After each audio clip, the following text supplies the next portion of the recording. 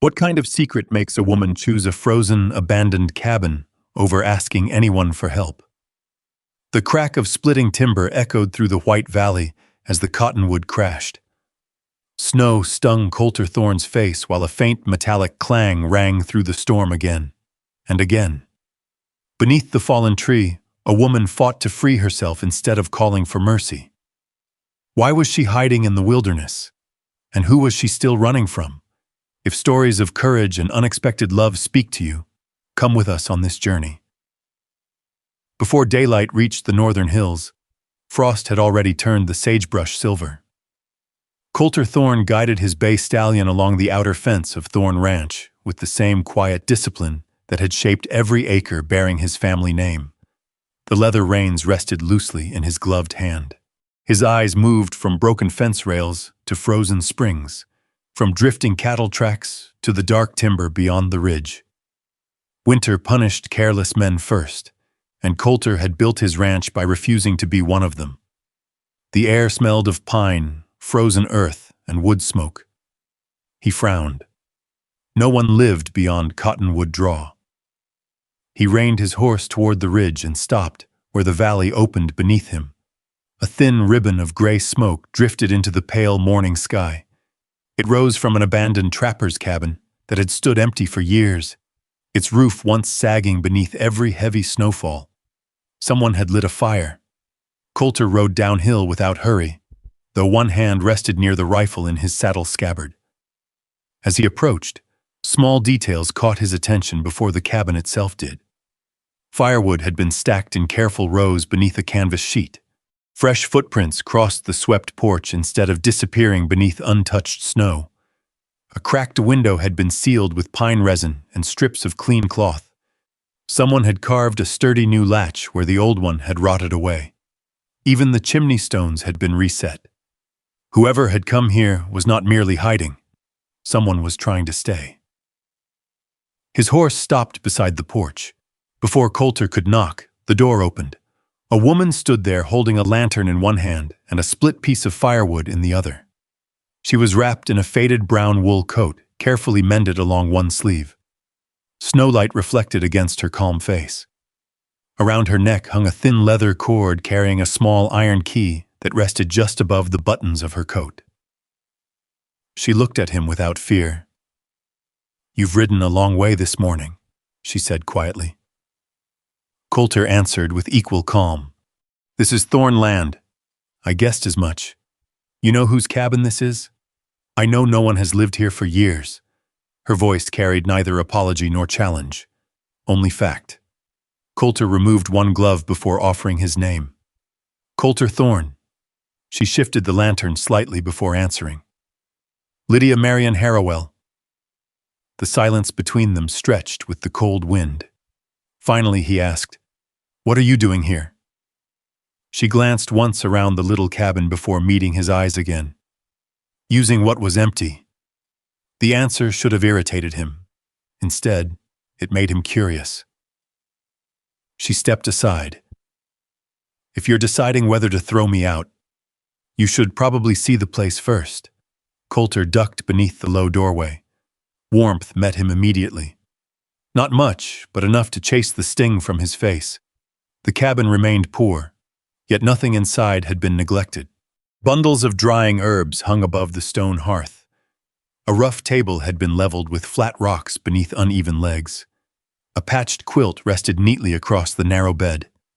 A heavy coat stitched together from two worn garments hung beside the door.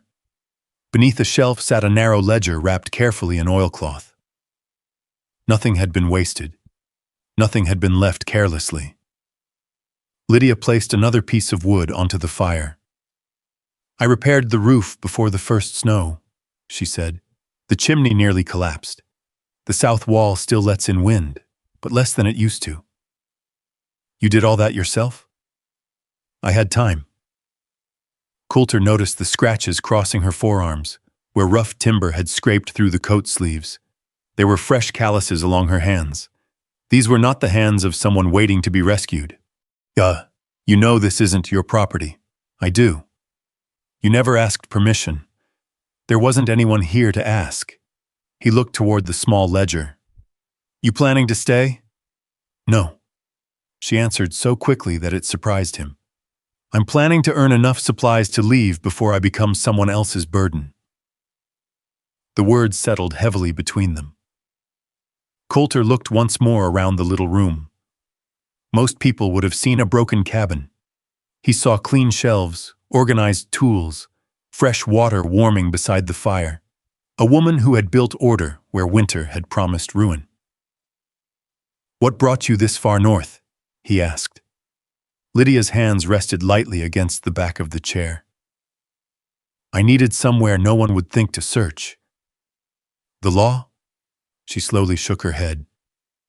No. A faint sadness crossed her expression before disappearing again. The kind of trouble the law doesn't trouble itself with. Coulter studied her another moment. Whatever story had brought Lydia Harrowell to Cottonwood Draw was larger than one abandoned cabin. He stepped outside into the cold. I haven't decided what happens next. I know. She offered no plea, no bargain, only a small nod before closing the door behind him. As Coulter rode back toward the ranch house, he found himself glancing over his shoulder. Smoke continued rising steadily into the brightening sky. He had expected to find a trespasser. Instead, he had found someone who had somehow made an abandoned place feel like a home. At supper that evening, the long dining table seemed even larger than usual. One place was set. One coffee cup waited beside the lamp. Ezra Pike entered carrying the day's ranch reports, brushed snow from his hat, and laid several folded papers beside Coulter's plate. Storm's coming early, Ezra said. Mountains are already disappearing. Coulter looked toward the dark window. You think it'll hit tonight? Tomorrow, maybe sooner. After Ezra left, Coulter opened the ledger of cattle accounts, but read the same line 3 times without seeing it. Instead, he remembered the patched window, the stacked firewood, the lantern, the woman who had refused to ask for mercy. He pulled a blank contract form from his desk drawer and began writing by lamplight. When the last line was finished, he stopped before signing it. The paper remained beside his untouched coffee long after the fire burned low. Outside, snow clouds gathered over the northern ridge. Far beyond the ranch house, a single lantern still glowed inside the little cabin at Cottonwood Draw. Neither of them knew the storm had already begun its slow march toward them. By the following afternoon, the blue winter sky had disappeared behind low gray clouds pressing down from the mountains. Wind swept loose snow across the frozen ground in long white ribbons, erasing yesterday's tracks, as though the valley wished to keep its own secrets. Lydia folded the blanket she had borrowed during the night and placed it neatly at the foot of the narrow bed. Coulter stood beside the stove with the unsigned contract in his hand. The weather will trap you here another day, he said. It doesn't change the paper. He almost smiled. No, I suppose it doesn't. She sat at the rough table, smoothing the pages with careful fingers. Every sentence was read slowly.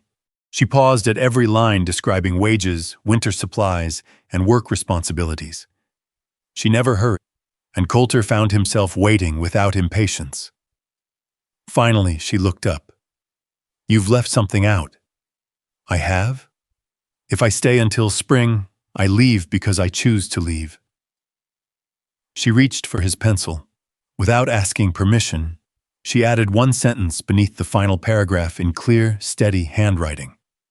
Either party may end this agreement upon the first day of spring, owing nothing beyond the terms written herein. She handed the paper back. I won't stay under anyone's roof without knowing I can walk away. Coulter read the new line twice. Then he nodded once. Fair enough. He signed his name, Coulter Thorne. Lydia watched the ink dry before writing her own beneath it. Lydia Marion Harrowell. Their signatures rested side by side, equal in size. She folded her copy carefully into the oilcloth packet beneath the shelf. Coulter tucked the other inside his coat before helping secure the cabin door against the growing wind. The storm lasted 3 days. When the roads finally opened, Lydia began working the distant sections of Thorne Ranch, exactly as the contract required. She traveled with a small notebook, a measuring cord, a hand compass, and a sharpened carpenter's pencil. Most ranch hands rode past problems. Lydia stopped for them. She discovered a frozen spring slowly forcing water beneath an old cattle trail. She noticed fresh axe marks where someone had stolen cedar posts along the western boundary.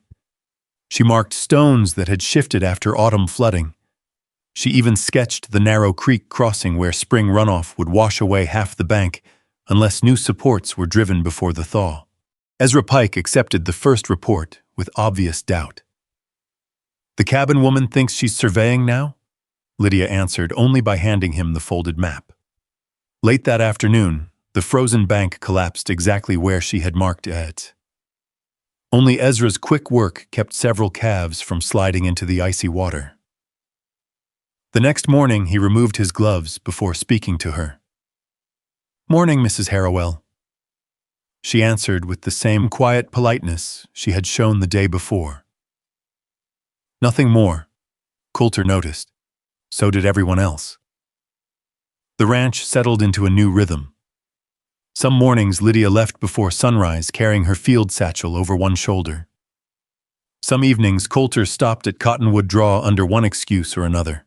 A broken hinge, a fence report, missing timber receipts, a question about creek measurements. The reasons changed. The visits did not. One afternoon he carried a wooden crate from the mercantile.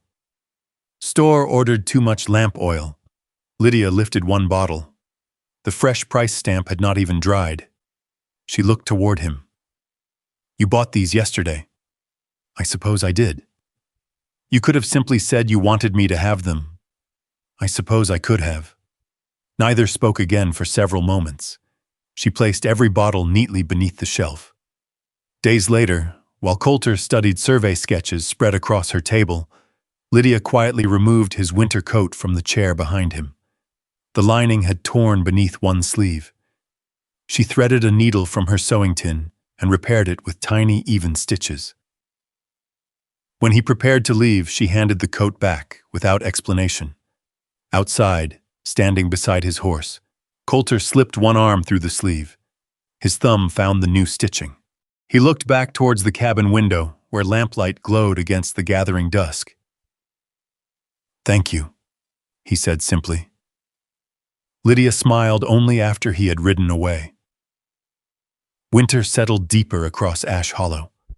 Without thinking about it, Lydia began placing 2 tin cups beside the coffee pot each morning. Sometimes one remained untouched. Sometimes it did not. Neither of them ever mentioned the second cup. By the time Founder's Day arrived, the roads into town had hardened beneath weeks of wagon wheels and frozen nights. Ash Hollow filled with music, roasting chestnuts, horse races, and neighbors wrapped in heavy wool coats despite the bitter air. Lydia rode into town alone to buy needles, salt, and boot leather. Coulter arrived later for committee meetings at the schoolhouse. Neither expected the quiet winter they had built together to change before sunset. Across the crowded street, a man in a black coat stepped away from the livery stable. Lydia stopped walking. The paper parcel in her hand tightened until the string cut into her glove. She had not spoken his name in months, yet she knew him before he smiled. Silas Crozier had come to Ash Hollow. He crossed the frozen street with the easy confidence of a man accustomed to being believed. His black coat was clean despite the slush, his boots polished, his narrow smile unchanged by the years Lydia had spent trying to forget it. "Mrs. Harrowell," he said, "I wondered where you had gone." Lydia kept her parcel close against her coat. Crozier's gaze shifted toward Coulter, who had stepped beside her without placing himself in front of her. "So this is where you found shelter," Crozier continued. "Another man's land." Coulter's voice remained level. "She works under contract." Crozier gave a small laugh. "She once claimed that about Blue Ridge." Lydia's jaw tightened. "I never signed your paper." "The county record says otherwise." A brass band began playing near the schoolhouse. but the tune sounded thin beneath the cold wind. People slowed around them. No one came closer. Crozier looked at Coulter. "You have a respected name, Mr. Thorne. I would hate to see it tied to a debtor who abandoned a lawful claim." Coulter did not raise his voice. "Then we'll open the record where everyone can see it." For the first time, Crozier's smile failed. He touched 2 fingers to the brim of his hat and walked away toward the livery. Lydia remained still until he disappeared inside. Only then did she look down and see the parcel string had cut through her glove. That evening, she unlocked the oilcloth packet beneath the cabin shelf. The little iron key shook once in her hand. Inside lay Daniel Harrowell's ledger, a Blue Ridge tax receipt, a faded seed order, a hand-drawn boundary map, and a folded letter listing water payments. Lydia spread them across the table. "Daniel died when his wagon overturned on the mountain road," she said. 3 days after the funeral, Crozier came with debts I had never seen." Coulter stood across from her, silent. "I refused to sign. A week later, men arrived with a forfeiture deed carrying my name. Sheriff Bell looked at the seal and told me the land was no longer mine." "What did your neighbors say?" "Nothing." The fire snapped softly. "When I stayed," Lydia continued, "Crozier threatened to have me arrested for trespassing in my own house." Coulter placed her winter contract beside the old deed copy. Her signature on the contract was firm and upright. The one on Crozier's filing curled across the page in a decorative hand. "They're not the same." My word weighed less than the seal on his paper the first time. Coulter turned the final page of Daniel's ledger. Near the bottom, a faint notation had been written in pencil. "Duplicate deed witnessed. Ash Hollow Church records." The witness's name had been scratched away. 2 mornings later, Coulter and Lydia carried the records to Samuel Darrington's land office. The room smelled of dust, lamp oil, and old leather bindings. Samuel retrieved the Blue Ridge transfer ledger from a locked cabinet and laid it beneath the window. The forfeiture showed Crozier as settlement agent. The land had passed through a holding company and been resold within a month. Daniel's supposed debt was listed. No original loan paper was attached. Coulter tapped the page. "Void it." Samuel removed his spectacles. "I cannot erase a recorded deed because the handwriting looks wrong. A territorial judge must hear it." A man at the neighboring desk turned from a stack of mining claims. Nathan Cole introduced himself as an attorney traveling through Ash Hollow.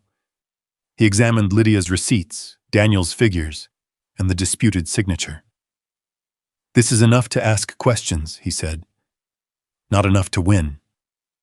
Lydia folded her hands. What would be enough? Proof the debt was false. A witness to the final payment. Evidence Crozier profited. A connection between him and whoever holds the land now. Coulter said, "I'll cover the expense." "No," Lydia answered at once. Nathan studied them both. "Then record it as an advance against any recovered property. Every dollar accounted for." Lydia reached for his pencil.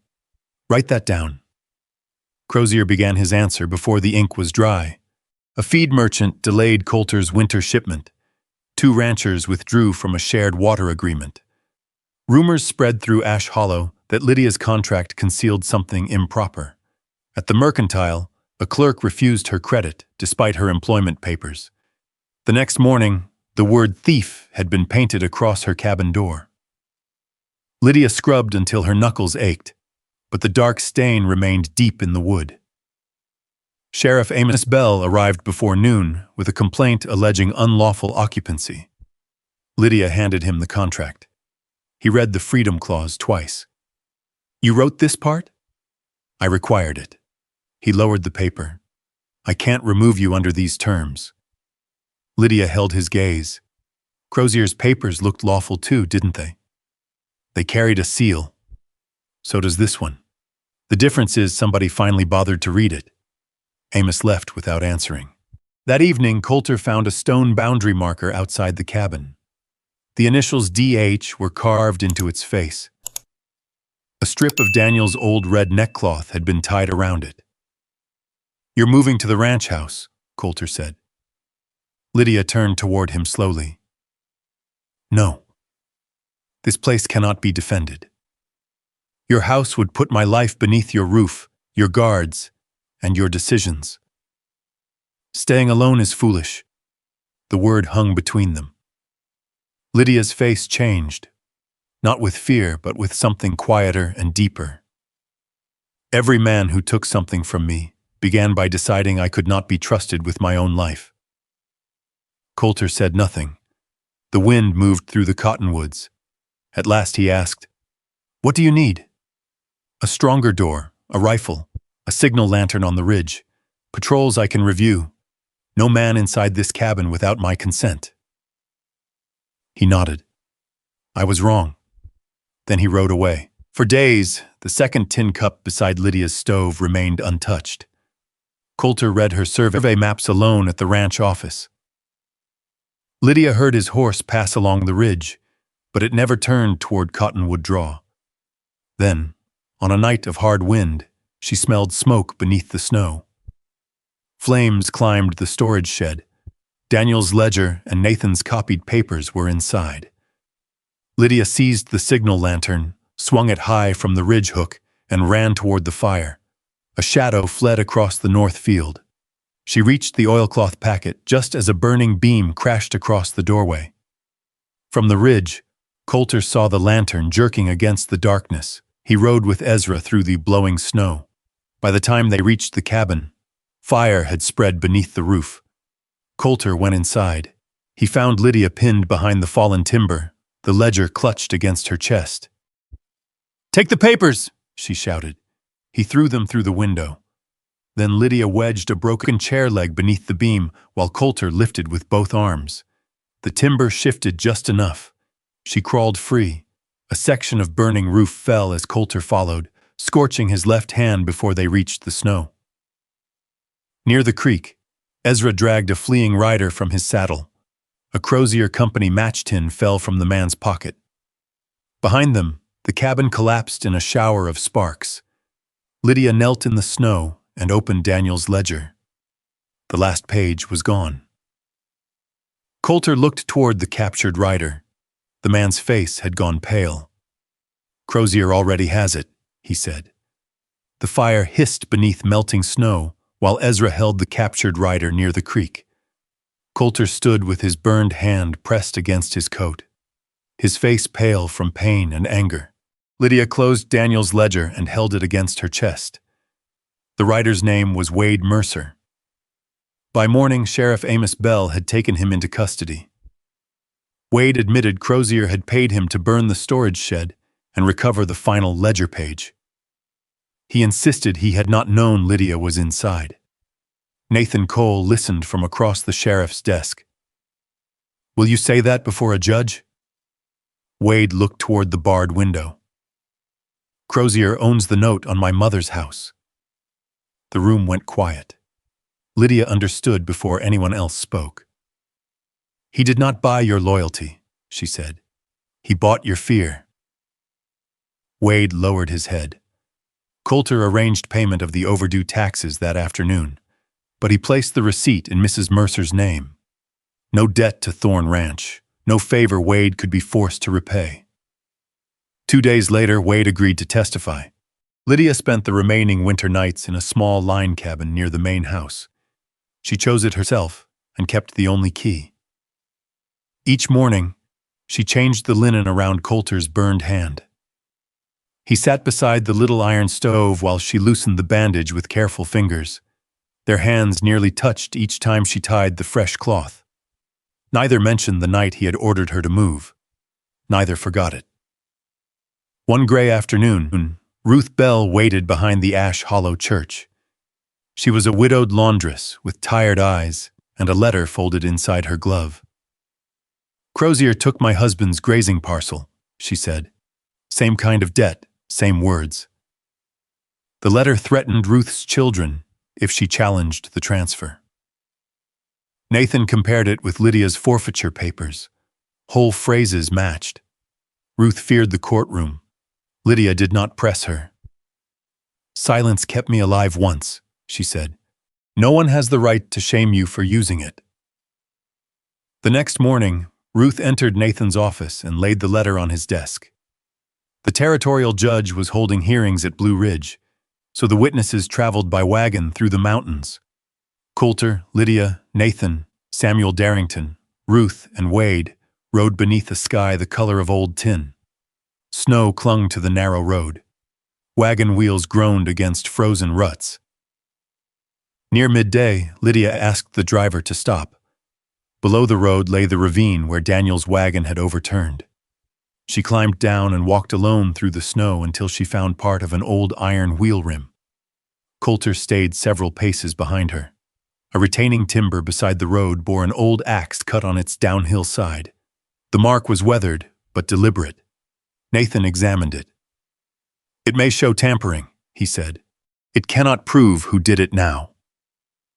Lydia placed the rusted wheel fragment inside the wagon anyway. That night they sheltered in an abandoned stage station. Wind pressed snow against the shutters. Coulter sat near the cold fireplace, unable to sleep because of the pain in his hand. Lydia knelt beside him and loosened the bandage. "I was wrong to order you into my house," he said. "You already apologized." "I needed to say it when I wasn't afraid you were about to die." She looked down at his scarred palm. "I nearly agreed." Coulter studied her face. "To move? To feel safe." Her voice softened. "That frightened me more than Crozier." He was quiet for a long time. "I have spent years making myself necessary to everyone," he said, "and known to no one."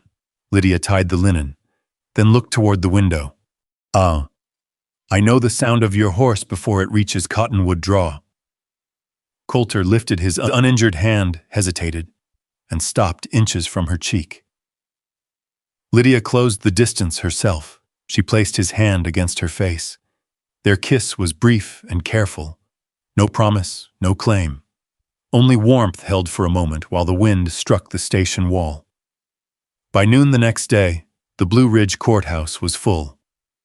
Crozier sat beside a polished attorney.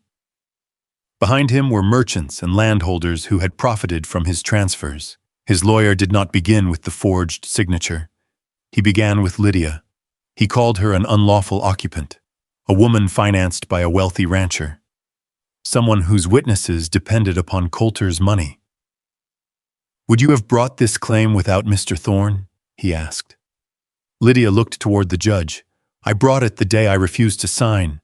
He is the first man who listened long enough to hear it." The attorney then called her Coulter's dependent. Lydia produced the winter contract.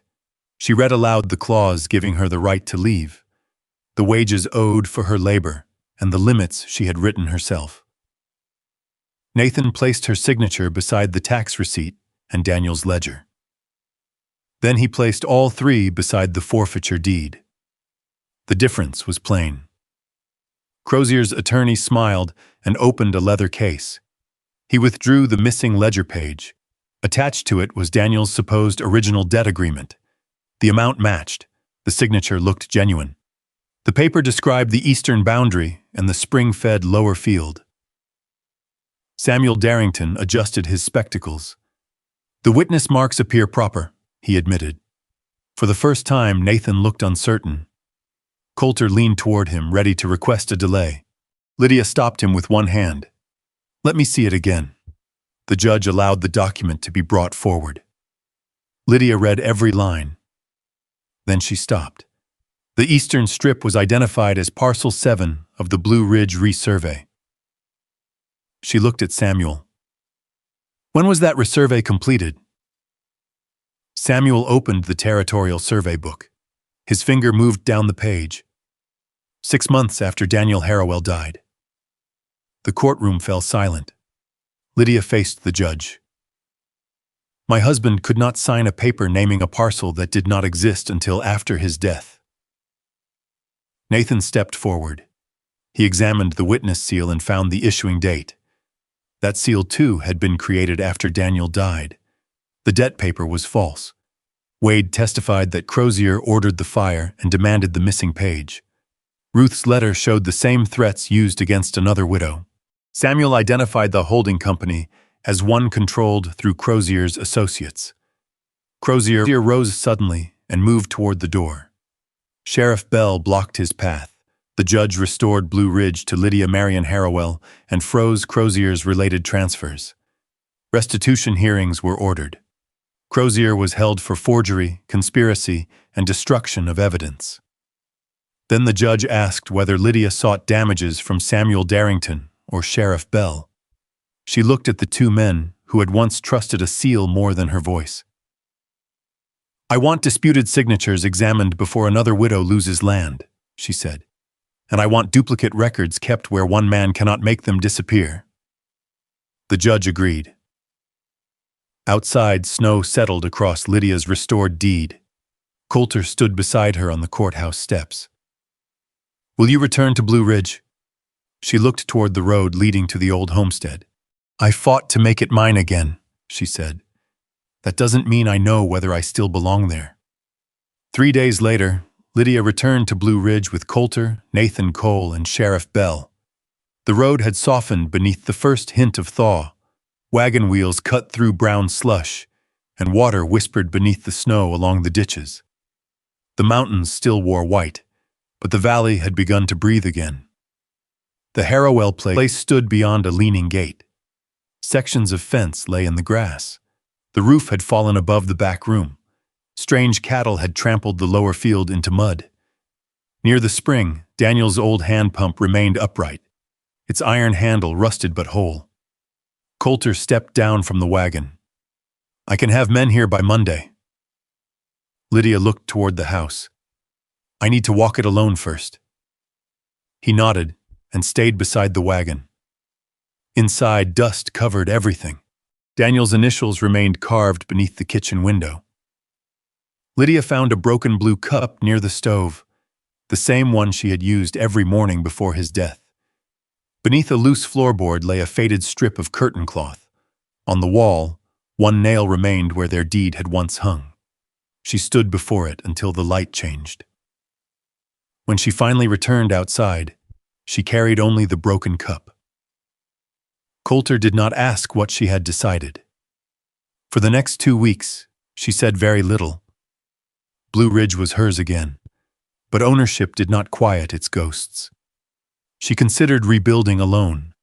She considered selling everything and leaving the territory. She even considered remaining at Thorne Ranch under a permanent contract, though the thought left an uneasiness in her chest. She had not fought so hard for her name only to let it disappear beneath someone else's. Coulter gave no advice. He rode past the line cabin each morning. Sometimes Lydia heard his horse slow near the door. He never knocked unless invited. One evening, Ezra brought a message asking her to meet Coulter in the ranch ledger room. A formal agreement waited on the long oak table. Lydia expected another employment contract. Instead, the heading read, "Thorne and Harrowell Land and Range Office." She looked up. Coulter stood across from her, his burned hand still stiff at his side. "We would survey boundaries," he said, "protect water rights, review contracts, keep duplicate deeds in separate offices." She continued reading. Settlers who could pay would be charged modestly. Those who could not might offer labor, food, lumber, or nothing until they were able. Her name appeared beside Coulter's on every page. Equal authority, equal profits, equal responsibility. A separate deed for land above Cottonwood Draw lay beneath the agreement. It remained unsigned. "You choose the acreage," Coulter said, "the road access, the water rights, whether the house belongs to you alone, whether you want any of it." Lydia looked at him for a long moment. Then she took up the pencil. She added one final clause. The partnership could not be bound by courtship, quarrel, or marriage. It would continue only if both renewed it freely each year. Coulter read the sentence. Then he signed without changing a word. Lydia did not sell Blue Ridge. She kept the house, orchard, and spring under her own name. The lower field she leased to Ruth Bell and Ruth's grown brother at fair rates they could manage after harvest. She sold only the distant grazing strip. Those proceeds became her equal investment in the new land office and a cabin on the high meadow above Cottonwood Draw. Blue Ridge remained proof that Crozier had failed to erase her. Cottonwood Draw became the place she chose. One evening, Coulter walked with Lydia past the blackened remains of the burned cabin. Snowmelt ran beneath the cottons, bright and cold. "I spent my life buying land," he said, "building fences, making certain nothing could be taken from me." Lydia waited. "Then you came here with nothing anyone could see, and made me understand how empty possession can be." He looked down at his scarred hand. "I know how to ask for a contract. I don't know how to ask you to stay." Lydia's expression softened. "Don't ask for forever." He met her eyes. "What should I ask for?" "Tomorrow." Coulter breathed out slowly. "Breakfast with you, then the north fence line, then whatever comes after, if you choose it too." For the first time since Blue Ridge, Lydia smiled without holding anything back. She took his hand. By late spring, construction began on the high meadow. Lydia chose the ridge herself. The house stood on a stone foundation with south-facing windows to catch the morning sun. Ezra led the crew. Samuel Darrington recorded the deed personally. Nathan checked every clause. Sheriff Bell brought reclaimed timber from one of Crozier's frozen holdings. Merrill Cook arrived with an iron stove and offered no speech beyond saying it belonged in a good house. Ruth Bell brought young apple shoots from Blue Ridge. Lydia laid the first hearthstone. Coulter worked beside the crew despite the pull of the scar across his palm. Only after Lydia's deed had been recorded, her investment accepted, her Blue Ridge rights secured, and the new house placed in her name did Coulter ask her to marry him. He did not begin with a ring. He handed her the original winter contract, framed between two clear pieces of glass. The clause she had written remained visible at the bottom, her right to leave. "That was the first day I understood," he said. "If you ever stayed, it would have to be your choice." Lydia held the frame against her coat. "Yes," she said. Coulter stood very still. Then she smiled. "Yes, Coulter." She kept Daniel's plain wedding band on a cord beside the iron key. Coulter gave her a simple silver ring engraved with no surname, only the date of the snowstorm. They married beneath the cottonwoods while spring water moved through the draw. The old cabin was rebuilt, but not as their home. It became a shelter for travelers, displaced families, and anyone crossing the northern range without a safe place to sleep. Above the door hung a carved wooden sign, "Shelter freely given, no debt owed." On the high meadow house, another sign carried two names, Thorne and Harrowell. At sunset, Lydia stood on the porch with the Blue Ridge deed in one hand and the partnership key in the other. Coulter came beside her. He did not take either one. He simply opened his hand near hers. Lydia placed her fingers into it. Below them, the trail where he had once carried her through the snow had turned green. Neither life remained the same. Not because one had saved the other, because both had learned that love could offer shelter without becoming a cage. As I think about Coulter and Lydia standing together on that quiet porch, I wonder what any of us would have chosen if we had been in their place. Would we have trusted again after losing a home? Would we have opened our heart after watching promises fail? Or would we have kept every door locked, believing safety mattered more than love? Perhaps that is why this story lingers long after the last page. It reminds us that real love is never built on ownership. It grows through respect, patience, honest apologies, and the courage to let another person remain fully themselves. Sometimes the greatest gift we can offer isn't protection alone. It's the freedom to stay because they truly want to. If this story reminded you of someone who gave you a second chance, or someone you still carry in your heart, I'd love to hear about them. Share your thoughts in the comments. Stories like yours often become a source of hope for someone else quietly listening. Thank you for spending this journey with us through the snow-covered trails, lonely cabins, and wide-open skies of the frontier. If these stories of resilience, healing, enduring love, and quiet courage speak to your heart, I hope you'll join us again. There are many more unforgettable journeys waiting just beyond the next horizon, and I'd be honored to share them with you.